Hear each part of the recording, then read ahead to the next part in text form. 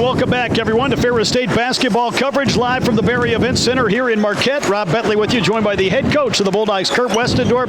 After a 79-67 win over Northern Michigan, Coach, got to be pleased with the way your team pulled this one out here today. A huge win here on the road in the UP. Yeah, absolutely thrilled. We had to win a different way today than we've probably won most of the rest of our games this season. We had to really get that ball inside. We got to the free throw line for one of the first times it seems like an ever this season. We've had kind of struggled getting to the line. I know a lot of them were during that last minute of play that took 15 minutes to really finish off. But really proud of our girls. This is a tough place to come play. I don't think many GLIAC teams are going to come in here and win. So this is kind of one of those separator games for us that we think that, okay, once we get down to late February, you're going to look back at, okay, what are the wins that are really going to propel you? This is one of these wins that can really propel us forward in March. Talk about the play of Maya Hiram. Obviously had a career high day, 22 points, and kind of needed her with Chloe kind of battling some foul trouble here today. Yeah, Maya was absolutely awesome for us. You know, a couple missed shots from the outside early from Chloe.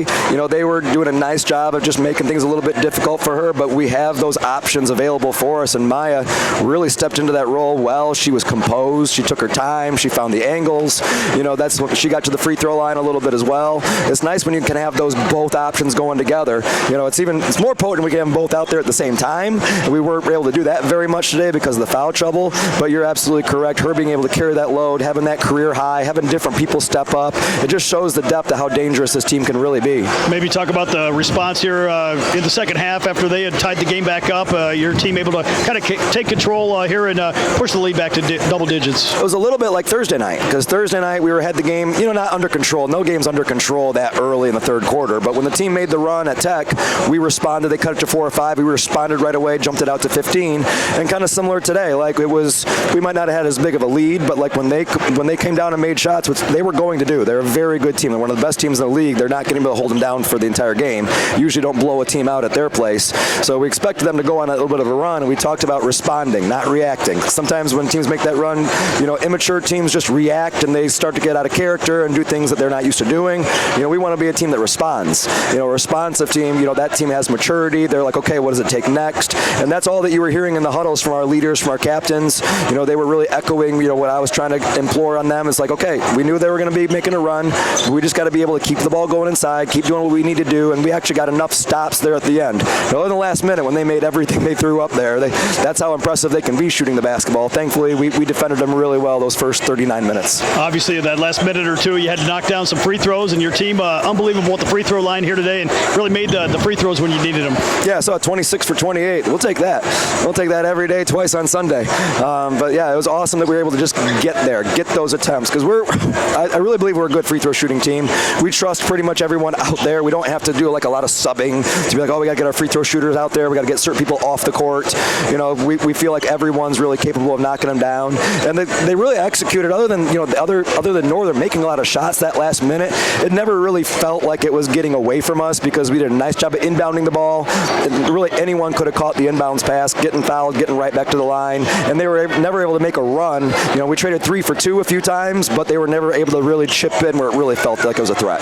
Maybe finally here talk about how your team has kind of handled this trip to get 2 wins here in the UP against 2 quality opponents, 2 tough environments, and obviously kind of battle through some of the weather conditions. It sounds like a lot of fun, Rob. You know, and I think that's kind of what the team, they've embraced everything. You know, you embrace the trip, you embrace the weather. It's like you're going to play in tough environments against good teams. You know, we haven't really shied away from it. We got a lot of girls on that team that are seniors, and we're like, hey, this is your last UP trip. You know, you want to make it a memorable one. You want to make a memory. Now, I don't think we want the blizzard to be a memory, but, you know, they were trekking through snow and knee-high drifts to try to get in here for shoot-around, and it's like those are the memories you make when you come on these trips. And we talked about you're not just here to take those pictures and have those memories, but the lasting memory is going to be like, how do you feel when that game is done? Do we do what it takes to win? And we did what it took to win, and now we're stuck here tonight, but we're gonna enjoy ourselves, enjoy some camaraderie, you know, with the men's team. Hopefully they can get a dub, and we can be a 4-0 trip, and we'll take our time being safe, getting back home, and really enjoy the presence of each other, because that's kind of what it's like to be a Bulldog and really enjoy each other's company. I know safe travels back tomorrow, but then back at home next week. You take on Davenport, and Grand Valley State a big game next Saturday as well in Wink Arena. Again, nice to be back home in the friendly confines. You know, the last time out we shot the ball pretty well against Lake State at home. Davenport presents some different challenges with the way that they defend and a couple other things that they're good at offensively. And then Grand Valley, obviously they're ranked #1 in the country. I think everyone's got that one circled, but we're really got to have our eyes on Davenport, make sure we got a good game plan, make sure sure our girls are focused in on it. And then on Friday we'll get ready for GV. We've been seeing them a little bit as coaches, kind of understand what they're about. We know we're going to have a huge crowd for probably both games, which is awesome. The fans have really shown out in Big Rapids for our team this year, not just showing up for the men's game at halftime of ours, but being there right away for our games. And I hope that everyone in Big Rapids can come on out, because it's going to be an exciting week of basketball.